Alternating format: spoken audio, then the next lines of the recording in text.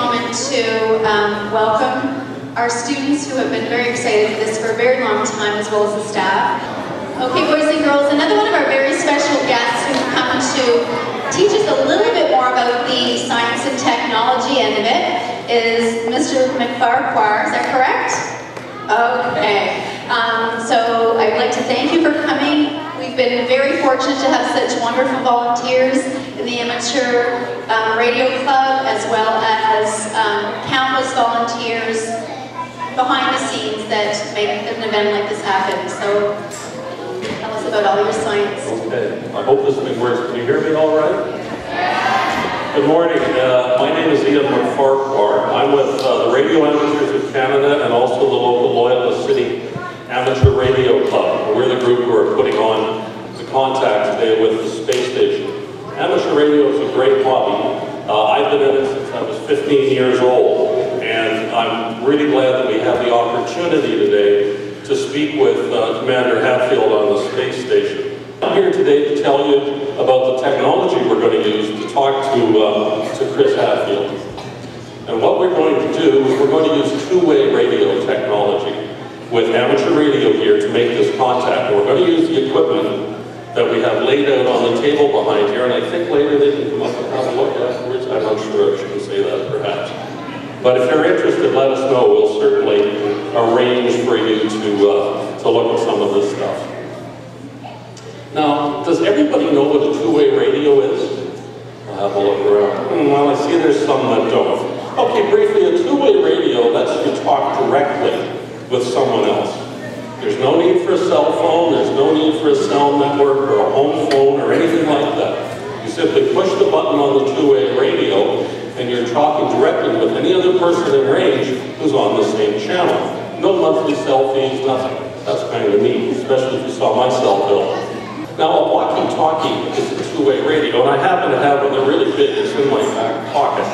This little radio here. You may have played with a similar one as a toy. This is an amateur radio one. It's fairly sophisticated. In fact, if you could use this radio and with the right antenna, and if I can find it here we are. This little beast here, you hold it up at the satellite as it goes over, and you can talk to the space station with that little radio. It's quite an ingenious system. It's a lot of fun to play around with. In fact, there's been a lot of people, thanks Greg, a lot of people in the St. John area who have had contacts directly with the space station with similar equipment, including myself. I was fortunate one day. If they're listening and they hear you, they'll call you back. Now, the radios that we're going to use are a little more powerful than the little handheld I'm talking about. In fact, here's a model of a slightly more powerful two-way radio, amateur two-way radio. And there's something interesting about this one. This is exactly the model of radio that Cmdr Hadfield has on the space station. It's made by a company called Kenwood. It's owned by Greg, who's over here. And that's the kind of radio he uses. He'll be using a microphone just like this, pushing the transmit button to talk back to us. Now, for our contact with Chris today, we want to make sure things work, obviously.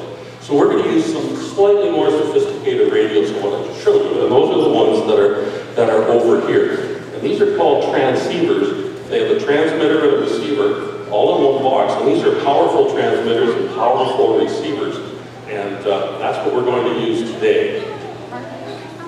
Now, these transceivers are connected to powerful antennas that we've mounted on the roof out here. You may have seen them from the playground. Anybody hold their hands up? You see the antennas? Yeah, right. Now, those antennas are used to transmit the signal. Now, these antennas are going to couple the signal from our radios here into the atmosphere. And then the signals move out from the antennas like ripple on water. You know, if you drop a stone in water, you see the ripples go out. That's the way the radio waves, can't move the microphone, that's the way the radio waves move out from these powerful antennas. But what makes them powerful is that they're very directional. They're like a flashlight. You have to shine them right at the space station as it moves over us. If we're off just a little bit, 10 or 20 degrees, we may not hear the signal. So it's it's important. And so to do that, we have rotors on the antennas that you can see here that will move the antenna up vertically as in an azimuth or horizontally. I got them backwards. But what it does is that antenna will lock on and it will track the satellite. Now you can do this manually, or to make it easier, we have a computer over here that's programmed, and what it does is it knows where the satellite's going to be, and it automatically moves the antenna for us. So that's essentially what's happening today with our equipment. And when we're starting to ask questions to the commander, a student here will have a microphone. They will talk into the microphone, send the question, actually they'll speak the question, which will go to these radios, go up the cables here, onto the antennas on the roof, get radiated towards the space station. On the space station, Commander Hadfield will use that radio that I showed you, and he'll have some headphones on and he'll listen to the question. And when you remember, this is important, always remember to say over when you're finished your question. Then he knows he can speak back to us. If you don't say it, it gets all messed up. Then he'll answer the question and say over, let go of his microphone button, and the next student will ask the question. And that's essentially it in a nutshell. It's the use of two-way radio technology, amateur radio technology, a great hobby, a great way to learn about science, technology, engineering, and math. Okay. Who's next? Thank you.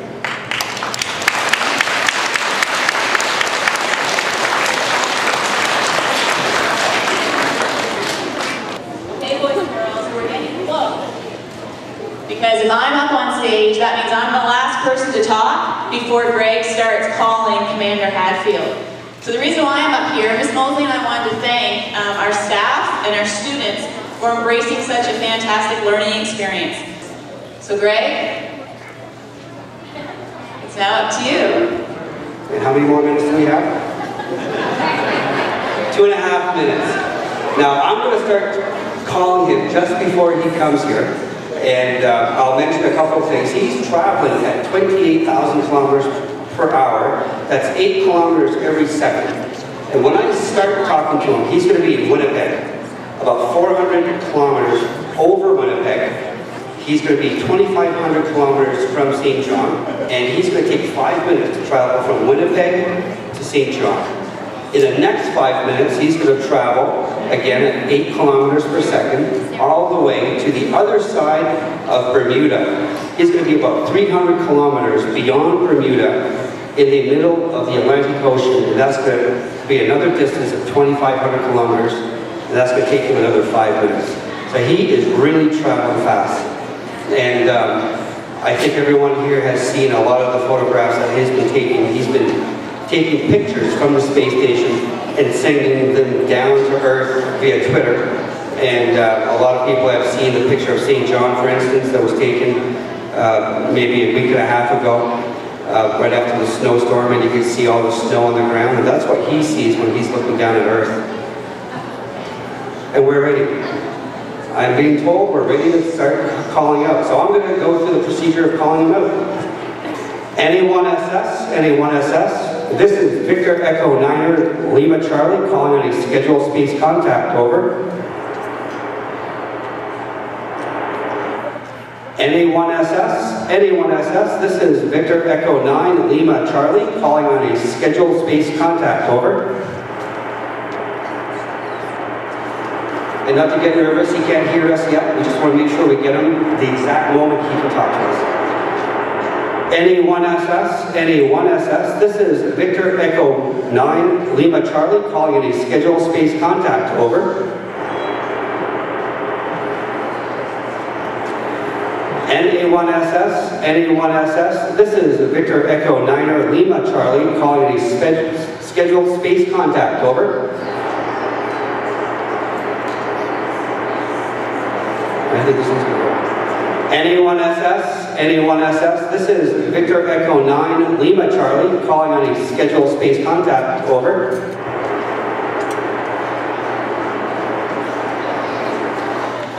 NA1SS, NA1SS, this is Victor Echo 9 Lima Charlie calling on a scheduled space contact, over.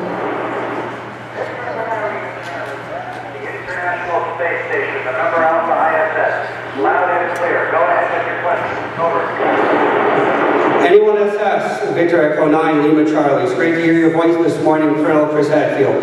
We have 400 students, very happy to hear you today. And behind me, I have 20 students who are very eager to ask questions. Please stand by for that first person. Over. I just saw sunrise over Canada, over the prairie, as I come over the horizon to see you. It's beautiful at the space station. We all say hello, and I'm ready for your questions. Over. Hi, my name is Phil, and my question is, what is it like to live in the space station, and who else lives there with you? Over. Thank you for the question. It's amazing to live on a space station. We fly, you can float and fly. I'm talking to you upside down, and the whole world is in your window. It's a wonderful experience. And I'm here with people from all around the world. People from Russia, from Belarus, from the United States, and myself from Canada. So it's a group of explorers living off of planet Earth. Over. Hi, my name is Jordan. My question is, what is the best thing you've seen in space? Over. Jordan, the best thing I've seen in space, I think, is sunrise. You come around the world, and the whole horizon erupts like a rainbow. And then the sun catches on the big solar panel of the space station, and they glow instantly red, deep red, and then orange, and then yellow, and then sort of a light blue. And it happens so fast. It's just like a beautiful bird, or like a butterfly opening its wings every time there's a sunrise. I think that's the best thing. Over. Hi, my name is Jacob. My question is, can you use cell phones in space? Over. Jacob, no we can't. We're too high and too fast to use cell phone towers. So we have to use different types of radios that go through other satellites to get to the ground. Over. Hi, my name is Amelia. My question is, what does a solar eclipse look like from the station? Over. We see a solar eclipse every day, sort of, because the Earth gets in between us and the sun. But normally a solar eclipse is the moon, and the moon is just the right size to block the sun. But we don't see them any more often than you do on the Earth. They're rare. But from space, they look a lot like they do from Earth. Over. Hi, my name is John. My question is, how can the space station orbit the Earth in 90 minutes? Over. John, the space station has to go that fast. Otherwise it would fall into the atmosphere. So we go 8 kilometers a second. It's like a ball on a string. If you have a long string, you can spin a ball around and around slowly. But if it's short little string, you have to spin the ball fast, or the ball will fall down. It's sort of the same thing. We're close to the Earth, so we have to go very fast. 28,000 kilometers an hour. Over. Hi, my name is Madeline. My question is, does it get cold in space at night, and how cold? Over. Madeline, it is very cold. Minus 150 degrees. Minus 150. And in the daytime, it gets plus 120. So it's wickedly hot and cold in space. Over. Hi, my name is Jane. My question is, how long does the oxygen supply last on the space station? Over. Jaden, we have oxygen for weeks and months on board the space station. We have a lot of oxygen inside, we have oxygen tanks, and we get the oxygen back out of our water, because water is hydrogen and oxygen. So we have a lot of oxygen in our supply on board. Over. Hi, my name is Haley. My question is, how long does it take to get to space from Earth? Over. Haley, the definition of space is 100 kilometers up, and it takes us about 9 minutes, only 9 minutes, to get to space in a rocket ship. Over. Hi, my name is Oliver. My question is, what is your favorite part about being an astronaut? Over. Oliver, when you grow up, you're going to choose what to do, but that'll choose who you work with. And my favorite part about being an astronaut is who I get to work with. Wonderful, smart, friendly, capable people. And that's the best part, is the people that are in the business. Over. Hi, my name is Jean. My question is, why did you want to be an astronaut? Over. Gene, you're in grade 4. You're around 9 or 10 years old. I wanted to be an astronaut because when I was 9 years old, I saw the first astronauts walk on the moon. And they just inspired me to do that when I grew up. So I decided to be an astronaut when I was 9 years old. Over. Hi, my name's Ryan. My question is, what Earth landmarks can be seen from space? Over. Well, I can see St. John. You can see rivers, coastlines, harbors, and because St. John is both a river and a coastline and a harbor, you can see it very clearly from space. Even just with your naked eye. It's hard to see little things or blended in things, but the big shapes like that, you can see those. Over. Hi, my name is Stacy. My question is, what does the continent of Antarctica look like from space? Over. Stacy, we see it way to the south. It looks like a great big frozen ice cube, a big white mass on the horizon, sort of like a big snowbank. Over. Hi, my name is Eric. My question is, what do you do for entertainment for long periods of time in such small quarter? Over. Eric, we play guitar, we talk to each other, we watch movies, we listen to music. Over. Hi, my name is Faith. My question is, after living in a microgravity environment, do you find it hard to walk when you return to Earth? Over. Faith, yes, it's very hard to walk after living without gravity, but we exercise 2 hours a day on the space station to be strong enough to walk when we get home. Over. Hi, my name is Evan. My question is, we have read that the ISS is about the size of 5 NHL rings. Have you ever gotten lost in it? Evan, I get lost all the time, just for a second, because the station is so big and there's no up or down. But when you look around, you figure it out. But it's big, and you have to know what you're doing. Over. Hi, my name is Latina. My question is, how do you think living on the ISS will influence your songwriting? Over. Latina, the view out the window is beautiful, and I hope it inspires me to write beautiful music. I hope you like the song that I wrote so far, Jewel in the Night. My brother and I wrote it. Over. Hi, my name is Dominic, and my question is, how do you feel being the first Canadian ever in command of the ISS? Over. Dominic, it's a huge honor. It's a responsibility. It's a thing I want to do, and I have a lot of people that want me to do it right. But for me personally, it's a big thrill. It's very exciting for me. Over. Hi, my name is Jade. My question is, if given the choice, would you prefer living in space or on Earth? Over.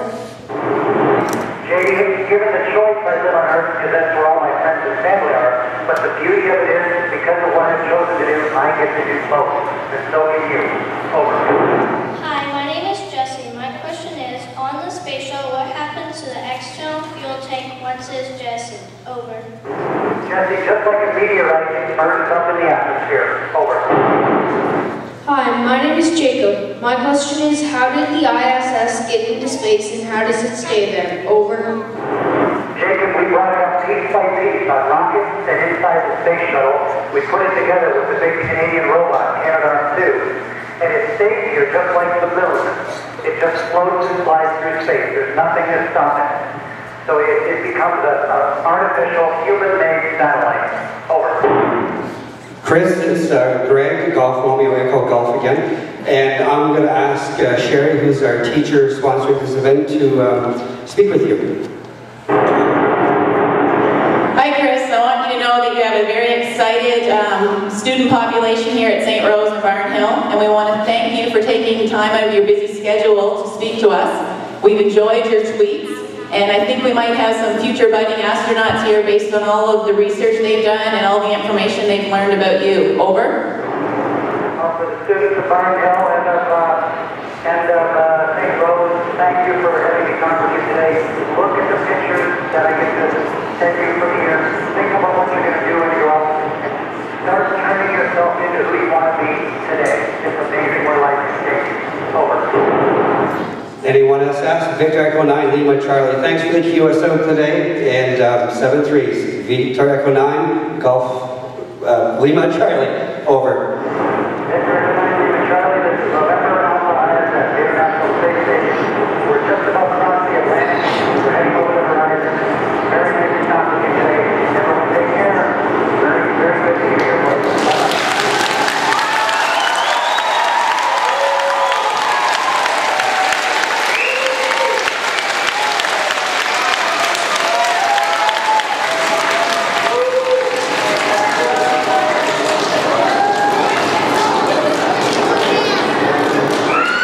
My mic's on. Yeah, so I'll pass it back to Sharon. And wow, that was exciting. We got to speak to an astronaut in space. So I'll pass it to Sharon. I think she has some special songs. And also, boys and girls, I think we should give a special thank you because I think we are the first group to be able to get all of our 20 questions in talking to Chris Hadfield. So a special thank you to all of our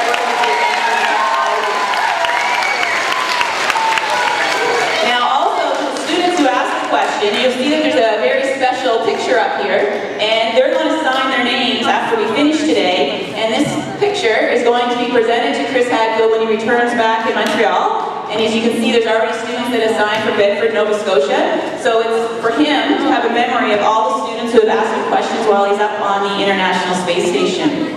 Now, as you heard him talk about his music, and as we've mentioned throughout the morning already, Chris Hadfield and Ed Robertson have started writing a song that they hope to do a live feed from. Chris singing in space, and Ed Robertson, I believe, in Toronto, to launch the song that they've started to write. So when we learned that here at Saint Rose, our music teacher, Miss Beckwith, found the song and has taught the verses that we know to the students. Then our grade 5 teachers took a little bit further and they had a songwriting contest to see what the students thought the song might finish like and what the verses might consist of. So they had a contest, they worked in groups and they submitted their lyrics. And the students that actually have their lyrics that you're going to see up here are Nick Surratt, Jesse Johnson, Ethan LeBlanc, Peter Fallon, Sarah McHugh, Luke Perry, Olivia Potter, Aiden Diaz, Haley Gary, Jenna Deep, and Kieran Watts. So what's going to happen is the whole school is going to sing the song that we know that Ed Robertson and Chris Hadfield have written. And then our grade 5s are going to sing for you the verses that they have actually written. So we have Brian Bordash, our grade 5 teacher, and Maureen Beckwith over on guitars, and they're going to lead the song for us.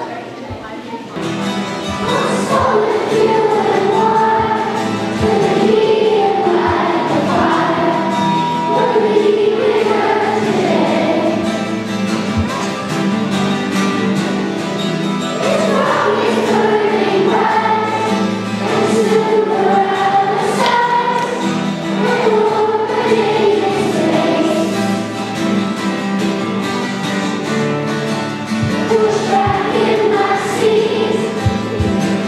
Look out.